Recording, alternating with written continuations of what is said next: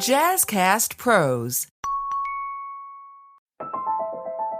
What if you could rewrite your story and resolve issues at their root by clearing energetic blocks and create a life that truly lights you up? If you're a woman seeking deeper fulfillment, healing, and clarity, you've discovered the podcast to open you up to a whole new world, one that perhaps you never even knew existed. Welcome to The Spiritual Shortcut, the podcast to help you realize that you are in fact your own healer and that you can learn to release the invisible anchors that might have been holding you back. G'day. This is Amanda. That's the most Aussie ochre way to intro us ever, I think. I'm all for it. I know you are. Hello, I'm Kristy. Welcome to The Spiritual Shortcut. Together we're two psychic nobodies and we have literally just jumped onto our, what is this place called? Riverside, our recording platform and hit go after pulling a few cards.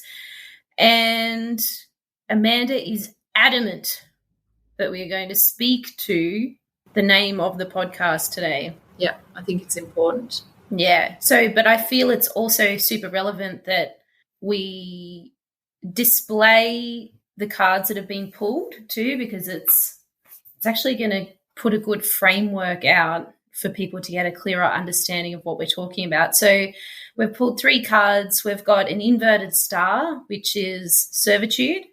We've got an inverted root card, which is shame and guilt. And then we've got the solar plexus that's popped up at the end.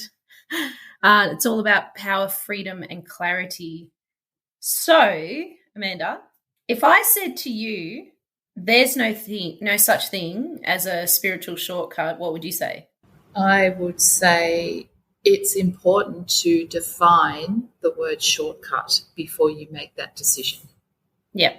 I see it like biohacking, right? Is that a bad thing? Maybe if it makes you sicker in the end, some of those things might be. But, you know, if you end up with an outcome that you're desirous of, then what's the actual problem about how you got there? And the way I see a shortcut is not like cheating. I see it as, where were you before you started on the shortcut? You know, a shortcut is part of a journey, and it might be, instead of walking all the way around the car park or the park, you know, and maybe the park is a beautiful, lush green place full of trees, and you're cutting across the middle of it. And the path on the way round is concrete and fenced. And I know which way I want to go, right? I want to go where I'm walking on the grass and through the bushes and trees and seeing all the birds, which we know I love. And if it takes less time, is it stolen? Have I done a disservice to anyone? Have I still travelled the path, which is from A to B? Have I still learned what I need to learn? Yes, if all those questions are a yes, then I think that's okay. And it makes me think about, well, I was telling you before about one of my mentors. I said to him, I really need to find out what my purpose in life is. And he said, your purpose is to have fun. Find joy in your existence. Like, I see a shortcut as having fun in my life and creating an existence where it's filled with joy and it doesn't feel like I'm working really, really hard all the time to learn the things that I feel I need to learn in my life. And that's the inverted star. Like, if we're constantly feeling like we're in servitude to life or servitude to others or servitude to, being a practitioner and holding space for clients, then it's not much chop, is it really? There's no joy in it. No, that's exactly right. And didn't we even talk about this in our pilot when I badly quoted some figures about how we Yeah, that's right. You were just pulling numbers out of the ether, weren't you? You were like, could be 100, could be 20. I think it's actually 4. Isn't that what you said? Well, it's the difference is that if you learn something when you're in a mode of play, you only need to repeat it 4 times to learn it permanently, that kind of thing. Versus if you're hard slogging it, trying to rote learn it, and your brain's going, oh my God, I just want to sleep or leave or whatever, it takes many, many more times. Yeah, that's right. Well, it's almost like that flow state. Mm-hmm. Yeah. Yeah.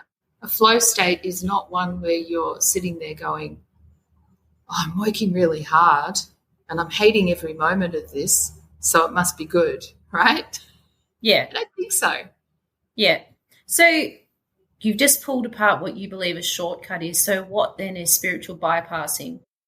I didn't really know that this thing existed, and I'm a bit like that. Like, I do follow people on socials and stuff who do this kind of work, but not to the point where it's the only thing that I'm looking at. So I guess my whole focus is not on that. So I didn't even know what spiritual bypassing was. And I actually had a client sit down in front of me, and it was quite a while ago. Hey, it was just after I think I finished my traineeship. I was all excited. They're all excited. And then she goes, but it kind of feels like a form of spiritual bypassing doing this work. And I remember thinking about it back then and saying, but I honestly believe the way that we go, even if we've sat for like days and like tried to make a decision out of something, we're always meant to go there.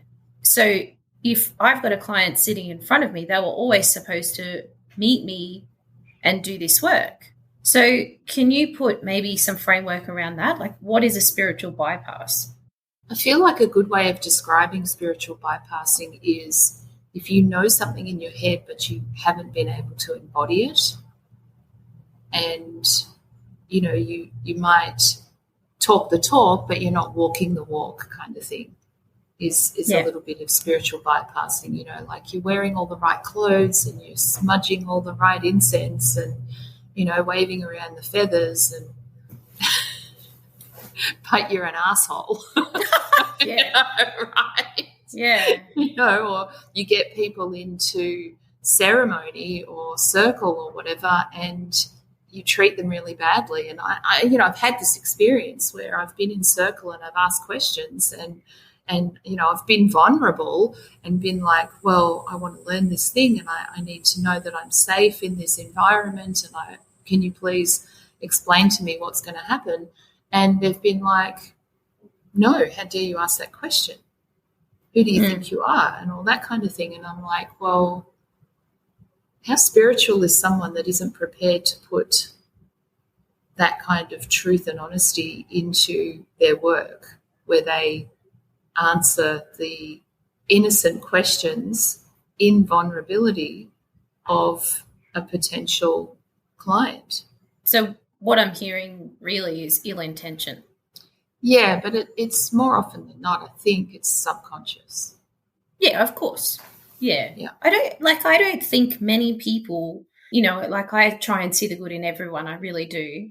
But I don't think many people consciously go out of their way to create problems, to be that unkind human. I really don't think so. Like when I look back on my life, when I've done those things, it hasn't been, well, I'm going to do this. It's been, I don't even know if I can call it a mistake, because I don't really honestly believe in mistakes anymore. But it's just been, it's been that subconscious thought error. It's been also usually an act of protecting self. Yeah, absolutely. Yeah, an act of protection, trying to keep myself safe. It's been a quick reaction instead of thinking about what I've done, And the moment that I kind of realized that and gained a lot of clarity around it, it brought me to a place of forgiveness and compassion for myself and for other people, because it's like it becomes easier then to love the person and not the behavior, because sometimes it can be hard to kind of separate those two things, I think. Yeah. But it's, it's not perfect. It's a work in progress. Absolutely. Yeah. And this is the difference, right? If you're going to put yourself into a position of hey, I'm teaching this. I'm not perfect, but I'm open to you questioning who I am and what I'm doing. Yeah. And I'm not going to take your questioning personally. I'm not going to take offense on board with that by you questioning it, because what I'm going to do is probably turn it back onto you and ask you why you are questioning those things, not in a how dare you question them kind of a way, but a what is it that makes you uncomfortable about this situation that you're questioning it. Here's some clarity. Here's an answer to your question on that surface level, but are you happy with that? Do you need to go deeper? Why did you ask the question in the first place? For me, the example I'm thinking of was ceremony that I was going to commit to going to and attending within a group, and I asked the questions and I was kicked out of the online chat group because I asked the question. And the guy said to me, I don't like your energy.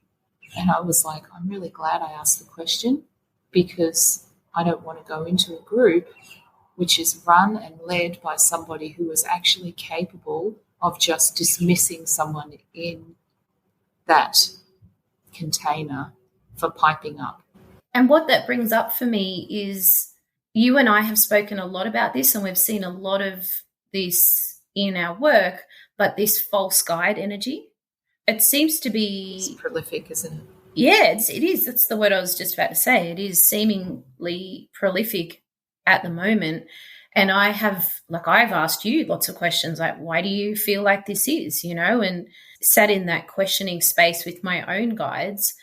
And I do want to say the best thing I have ever learned with regards to guides and tuning in, and I've been the same. I've sat in lots of spaces and seen lots of things, especially in the early days, where I questioned them and they didn't feel right, but I didn't know why. And I thought, well, I'm feeling like still quite a novice in this area, and I'll forever be a novice. I don't ever claim to be an expert, or do you know what I mean? Ever. I think everyone can do this work, but the thing that I've learned is that your guides that you are tuning into need to love you unconditionally. And if you cannot gain clarity from them, then that is a false guide. Yeah, I think that's pretty clear. Yeah. And so if our guides and all aspects of this work are just a reflection of us, then there's something there that, that we as a human have to look at, So if we take that and look at the scenario that you're talking about, it's a good thing you didn't continue on in that space because it wasn't for you, but you would have also learned something about yourself. Am I right? Yeah, that's true. Yeah. And the biggest lesson I learned from that experience was I am a catalyst for people's reactions. And, he had the opportunity, and maybe he took that opportunity and went on privately and did some, introspection and did some work on himself. But certainly I've found that there's very much that situation where I catalyze things to come up. And the more I learn about myself, the more I do this work, the clearer I am as a channel. So the more I have the capacity to sit in as a hollow bone, the more that stuff comes up for me and for others. So having that awareness is imperative, because it's that mirror. It's that constant, I'm a mirror. My world around me is a mirror of myself. Yeah, and the depths of embodiment of that just seem to be forever opening. I've had a few days, as you know, where I've really struggled, not with this work, but just with the layers. You pull another layer back and you've got to actually feel what's underneath it. And yeah, I think there's this idea that when you start on this journey of deep introspection. It's going to be fluffy and light and all the things, which it can be that. And you and I think, do a good job of bringing that in. But there's also moments of just like, oh, I want to go back to sleep, then getting to the other side of that and going, oh, right, of course. Like I woke up this morning just going, right, like I have clarity on why I've been feeling the way that I have been feeling. Yeah, and that's interesting because the number of times we've been in a conversation and one of us has been like, shit, I just want to go, I want to hang up, and we've been like, okay, this is good. Yeah. We now know, because we've been there that many times, that as soon as we feel that really, really strong pull to just cut the call, ditch it and bail on the whole thing, we're this close to having a breakthrough. And within 10 minutes, the call is, we're done, because we're like, we've knuckled down, and it has been a case of that, it's darkest before the dawn, right? Yeah, that's exactly right.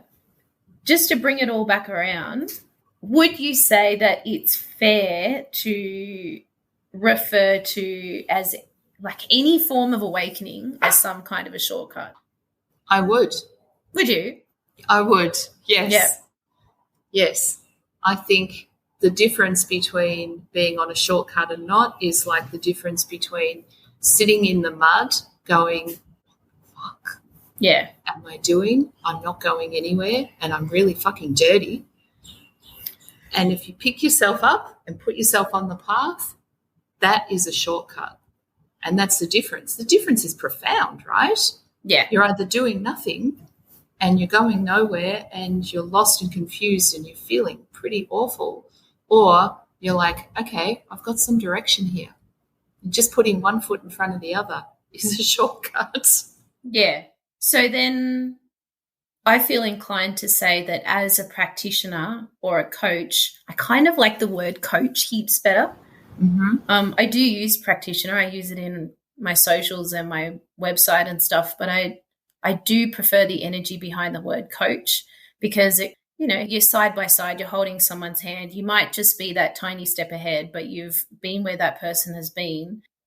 I kind of feel like I want to say then, getting people onto the path as a coach, you're just encouraging the awakening, that's all, right? And they were always supposed to sit in front of you, and they were always supposed to stomp around in the mud for a little bit, but then they were also supposed to sit in front of you and go, all right, I'm ready. Yeah. Yeah, cool. Yeah, I agree entirely with that. Just as we were always supposed to stomp in the mud that we have done. But we were also supposed to meet and do this work together. Yeah. And that, like, I've done that and for the years. crises that brought us together, now I look at and go, what a blessing. Absolutely. We would not be doing this. We would not even be running this podcast if we both hadn't gone through those two things that we'll probably speak to on another episode, and all the drama that led up to it. Yeah. There also seems to be a lot of, I don't know, I want to say confusion, but it's not the word I'm looking for, about people in this line of work and whether they refer to themselves as a shaman or not. Yeah. It's a funny one. Hey, I mean, you and I have done the same training and come through the same school and know a lot of the same people, and the school of thought with the principle of the school is you don't, because it's an ego thing. Yeah, you're a shamanic practitioner. You have healing practices that are shamanic, and that's what you use. Yeah.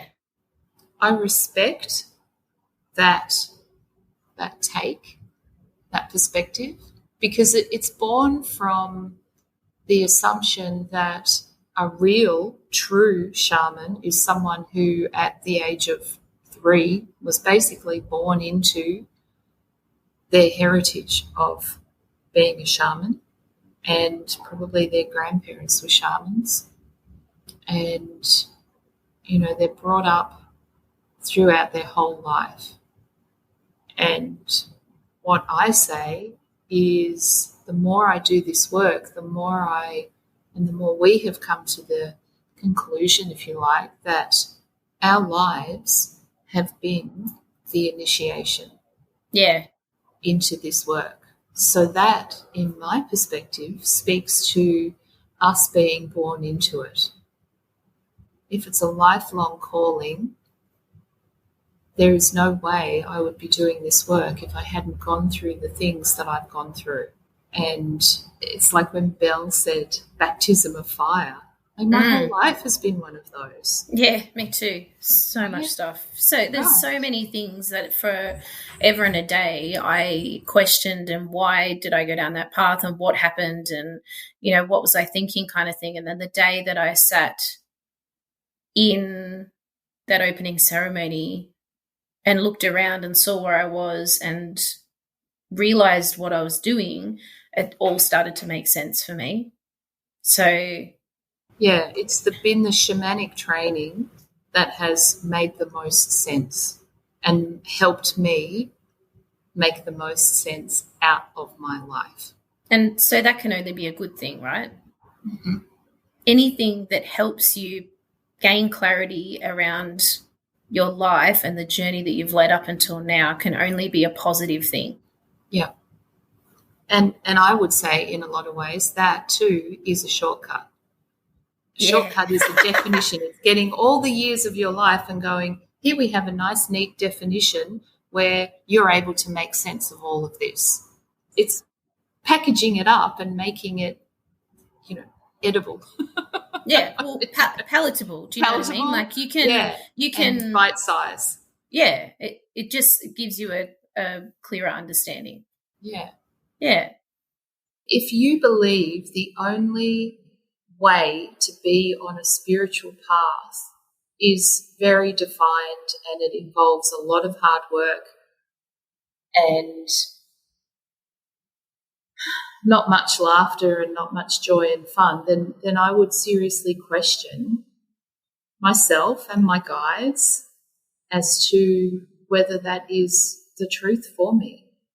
And if I see other people having a good time and still learning, but it upsets me or it triggers me in some way, then again, it does beg a question. What's wrong with what they're doing? Why am I upset about that? What is it that in what they are doing that triggers me to feel this way? So the question is actually, what's my wounding? 100%, yes. Yeah, because if there's a jab there, then there's something there. And it might just be a past life, or it might be, you know, a contract, or it might be a knowing that needs to drop in, or it might be, like we've been talking about, a false guide that needs to be cleared off. But there's definitely something there to look at.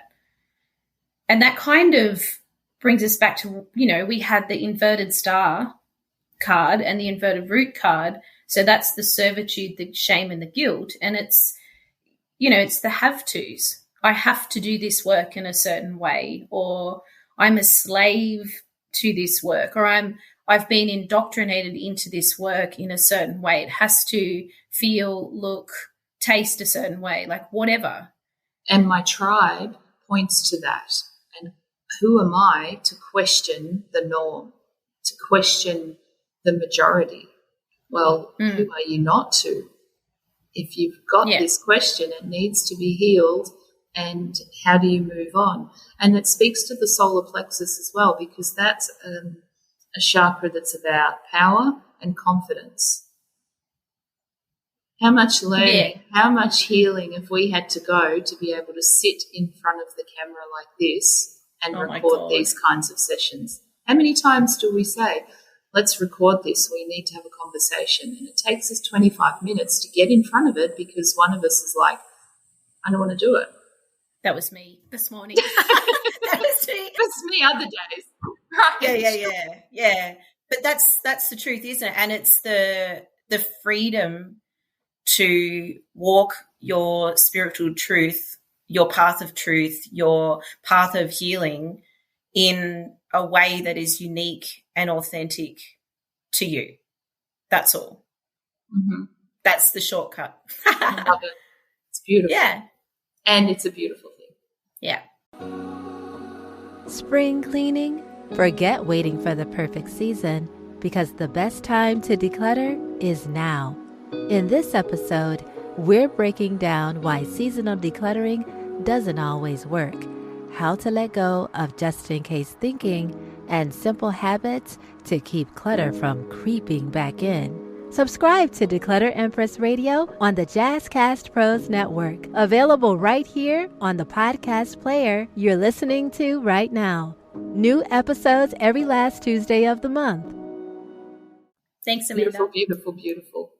Shh, don't say it again. Thank you so much for tuning in to the latest episode of The Spiritual Shortcut. We'll be back on the first and third Sunday of each month to unpack, demystify, and occasionally make fun of all things spiritual. Starting with ourselves. Of course. Don't forget, those life blocks you've been tripping over are just poorly disguised stepping stones. We'll support you to laugh, leap, and maybe even do a little victory dance over them. See you soon.